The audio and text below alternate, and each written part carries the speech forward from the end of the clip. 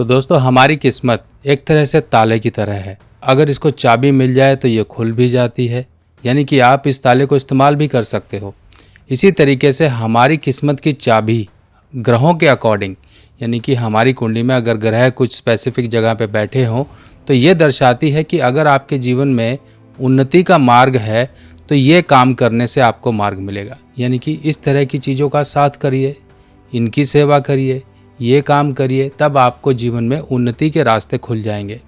आज मैं आपको यही रास्ते बताने वाला हूँ कि किस तरह से हमारी कुंडली के अनुसार बृहस्पति, शुक्र या सूर्य के अनुसार हमें क्या काम करने चाहिए जो कि हमें तरक्की या फिर प्रगति के मार्ग पर लेकर जाएं। तो सबसे पहले हम बात करते हैं बृहस्पति के बारे में। इसके बारे में और डिटेल हर एक ग्रह की किस भाव में बैठे होने के अनुसार हमें क्या काम करना है क्या नहीं, इसके बारे में तो ऑलरेडी पहले ही डिटेल बना चुके हैं और वीडियोस अवेलेबल भी, उनको भी आप देख सकते हो। तो सबसे पहले हम बात करते हैं बृहस्पति पहले घर के बारे में। अगर मान लीजिए बृहस्पति आपकी कुंडली में पहले भाव में है तो ऐसा क्या कहते हैं बृहस्पति देव जब पहले भाव में बैठे हैं, व्यक्ति की किस्मत कब खुलती है। सबसे पहली बात, पहले भाव में बृहस्पति हैं तो किस्मत कब खुलेगी। व्यक्ति समय पर अपना यानी कि काफ़ी कोशिशें करता रहता है, कई बार कोशिशें व्यर्थ जाती हैं और व्यक्ति फिर भी लगा रहता है, पर एक समय ऐसा आता है व्यक्ति का जो कि शादी यानी कि शुक्र का स्थापित होना। बृहस्पति पहले घर में है और शुक्र, मान लीजिए उसने शादी कर ली तो शुक्र को उसने स्थापित कर लिया। ऐसे अवस्था में व्यक्ति का एक जीवन में टर्निंग पॉइंट शुरू हो जाता है। टर्निंग पॉइंट पॉजिटिव वे में, यानी कि किस्मत अब उसकी रफ्तार पकड़ चुकी होती है। व्यक्ति जो जीवन में स्ट्रगल कर रहा होता है उन स्ट्रगल से निकल आता है। और अगर ऐसे बृहस्पति पहले भाव वाले व्यक्ति घर की साउथ वेस्ट में मंगल को स्थापित करके रखते हैं, मंगल यानी कि शहद, अगर वो शहद रखते हैं, चाहे चांदी की डिबिया में रख लीजिए, चाहे मार्केट से मिलने वाली जो बॉटल होती है उसको ही रख लीजिए, आपको यहाँ पर बृहस्पति अकेले पहले भाव में बैठे हुए के वो ज़बरदस्त फल मिलना शुरू हो जाएंगे जो आपने कभी सोचे भी ना थे। चलिए, अगर बृहस्पति तीसरे भाव में है, बाकी और भावों के लिए जैसे 1 से लेके 12 भाव, ये थोड़ा अभी इस वीडियो में करना थोड़ा डिफ़िकल्ट है, इसलिए मैं आपको स्पेसिफिक वो काम बता देता हूँ जो कि कुछ स्पेसिफिक भाव हैं जहाँ पर मान लीजिए बृहस्पति अब तीसरे भाव में है। तब ऐसे केस में ये कहा जाता है कि अब किस्मत का रास्ता कहाँ से खुलेगा। किस्मत का रास्ता खुलेगा छोटी कन्याओं की सेवा करके या फिर दुर्गा पूजन करके। आप दुर्गा पाठ कर सकते हैं, दुर्गा माँ को किसी भी रूप में आप किसी भी तरीके से अपने सामर्थ्य अनुसार, अपनी श्रद्धा अनुसार, अपने कन्वीनियंस के अनुसार आप पूज सकते हैं। आगे जितनी पूजा करेंगे, जितनी आप फरियाद उनके आगे करेंगे, समझ लीजिए वहीं से ही स्वीकार होनी है और वही मार्ग है आपके जीवन में। बृहस्पति किस्मत से जुड़ा हुआ है, किस्मत को चमकाने का मार्ग। और तीसरे बृहस्पति के लिए, यानी कि तीसरे भाव के बृहस्पति के लिए ये बात का ज़रूर ध्यान रखिए कि आप ये काम कर रहे हैं, पूजा पाठ कर रहे हैं अपने बृहस्पति को अच्छा करने के लिए। पर सबसे बड़ी गलती यहाँ पर ये हो जाती है कि ऐसे व्यक्ति खुशामद, किसी की झूठी तारीफ़ें करना, किसी के खुशामद करना, किसी को बटरिंग करना, इस तरह के काम से बचाव करना चाहिए। अगर आप ये करते रहोगे तो आपके द्वारा किए गए किसी भी तरह के शुभ कार्य बृहस्पति को अच्छा करने वाले कभी अच्छा फल ना देंगे। चलो अब छठे भाव के बृहस्पति के बारे में बात कर लें। छठे भाव के बृहस्पति के बारे में भी यही कहा जाता है कि कन्या पूजन, दुर्गा पूजन जितना करेगा व्यक्ति उतना ज़्यादा जीवन में अच्छे असर पाएगा। और इसके साथ साथ आपको गणेश जी की पूजा जरूर करनी है। गणेश जी की पूजा किसी भी तरीके से करिए और साथ ही साथ जानवरों की सेवा में आपकी जो किस्मत चमकाने वाला जानवर है, आपकी मुसीबतें काटने वाला जानवर है, वो है कुत्ता।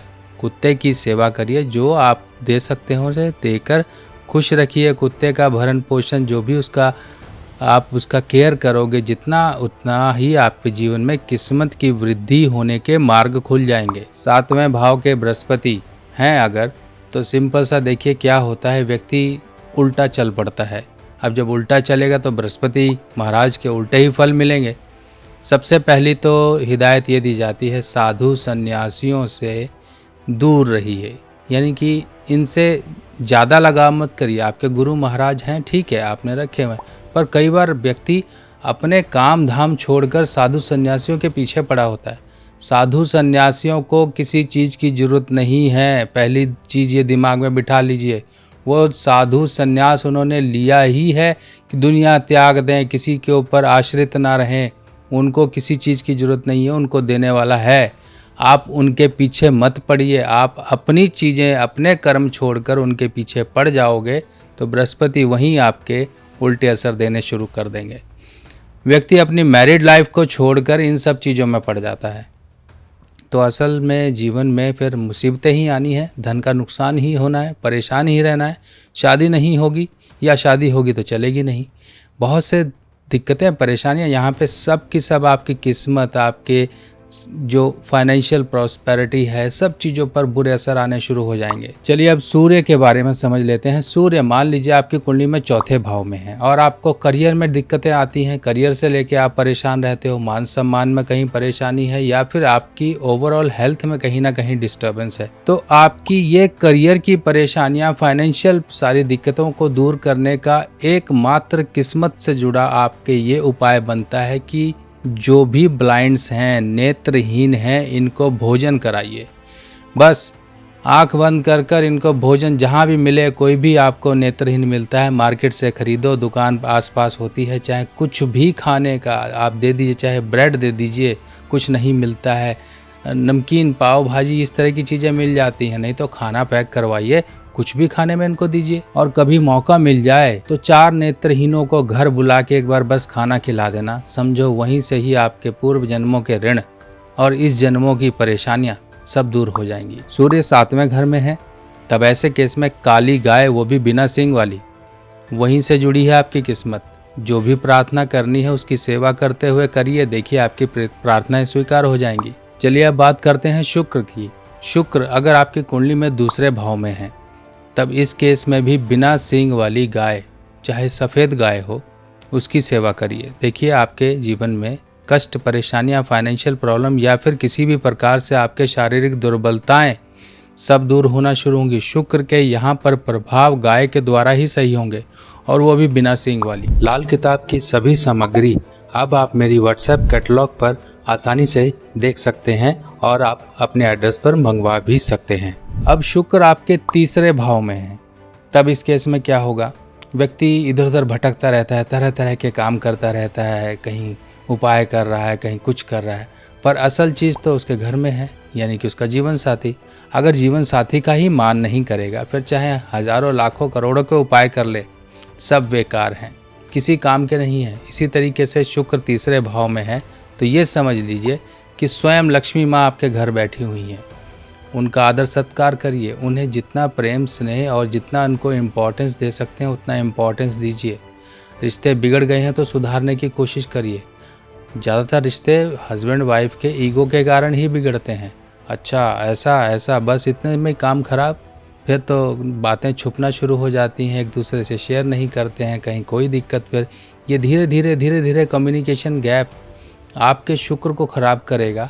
अगर आपकी इमेज जीवन साथी की नज़र में ख़राब है तो उसे सुधारिए, ऑटोमेटिकली आपके शुक्र के प्रभाव अच्छे होने शुरू हो जाएंगे। समय समय पे उसको इम्पोर्टेंस दीजिए, शॉपिंग कराइए, उसको देखिए किस तरह से आप उसे खुश रख सकते हैं, उसका मान सम्मान कभी भी ठेस ना पहुँचे। अब मान लीजिए शुक्र 9वें भाव में है, तब इस केस में शुक्र 9वें भाव के पितृ ऋण भी बना देते हैं। पितृ ऋण यानी कि एक ऐसा ऋण जो समझो कि व्यक्ति कर तो सब कुछ कर रहा है पर उसके नसीब में कुछ नहीं। ऋण के ऊपर ऑलरेडी मैं वीडियोस बना चुका हूं, उन वीडियोस को आप देख लीजिएगा, नहीं तो मैं ये आई बटन में आपको लिंक दे रहा हूं पितृ ऋण की वीडियो का, इसे आप देख लीजिए कैसे उपाय होते हैं। पर यहाँ पर शुक्र 9वें भाव में एक मंगल बद की कंडीशन को क्रिएट करते हैं। मंगल बद यानी कि खराब मंगल। अब ये खराब मंगल, 9वां भाव, आपकी किस्मत, ये सब कहीं ना कहीं डिस्टर्ब होती है। आपके कामकाज, आपका फाइनेंशियल, आपके जीवन में मान सम्मान, सब चीज़ें कामकाज से जुड़ी हुई हैं। देखिए वो कितनी अच्छी नौकरी में लगा हुआ है, देखिए वो तो बाबू है, बाबू की पोस्ट पर है, देखिए वो तो एकदम वाइट कॉलर जॉब में है, देखिए ये एक सोशल स्टेटस बनता है आपके कामकाज से।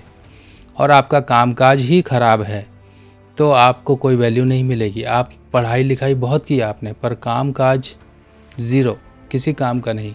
तो इस तरीके से सोशल रेपुटेशन बनती है व्यक्ति के कामकाजी होने पर और कामकाजी, अच्छा कामकाजी। तो इस तरह से मान लीजिए शुक्र 9वें भाव में है तो ये सबसे पहले चोट करेगा आपके कामकाज पर। जब कामकाज ही खराब होगा तो इनकम ही खराब होगी, इनकम ही खराब होगी तो आपके जीवन में अभाव, कॉम्प्रोमाइज़ेस आएंगे। आप चीज़ों को खरीद नहीं पाओगे, एंजॉय नहीं कर पाओगे, लोगों को देख देख के अंदर ही अंदर किलसोगे। तो शुक्र को सही करने का, खासकर 9वें भाव के शुक्र को सही करने का, यानी कि आपकी किस्मत से जुड़ा हुआ उपाय बनता है नीम का वृक्ष। नीम के वृक्ष में छोटे छोटे चांदी के 9 चौकोर टुकड़े, चाहे तो वर्ष में एक बार आप उसमें तने में लकड़ी में डालते रहिए, आपके लिए बहुत बढ़िया है। इस उपाय को लेके एक छोटा मैंने वीडियो भी बनाया हुआ है, वो वीडियो का लिंक मैं आपको आई लिंक में दे रहा हूँ और डिस्क्रिप्शन में भी उसका डिटेल दे दूँगा ताकि आप उसे देख लें कैसे किया जाता है। और ये उपाय वर्ष में एक बार करते रहिए, मंगलवार के दिन। समझ लीजिए आपकी किस्मत पर पड़ रहे बुरे प्रभाव शुक्र के कारण दूर होंगे। तो दोस्तों ऐसे ही और जानकारियाँ जो कि एक स्पेसिफिक, जैसे कहते हैं कि लोहा गर्म होता है तो हथौड़ा मार देना चाहिए, इसी तरीके से आपकी कुंडली में ऐसा कौन सा ग्रह है, यानी कि ऐसे ऐसे जो आपके स्पेसिफिक उपाय बनते हैं ग्रह के अकॉर्डिंग, उन उपायों को जान लेना बहुत ज़रूरी होता है ताकि जीवन में परेशानी ना आए। जैसे शुक्र के बारे में कहा गया, बृहस्पति के बारे में कहा गया, सूर्य के बारे में कहा गया, ऐसे और ग्रहों के बारे में भी आपको और जानकारियाँ मिलेंगी आने वाली वीडियोज़ में। तब तक के लिए बने रहिए। नमस्कार।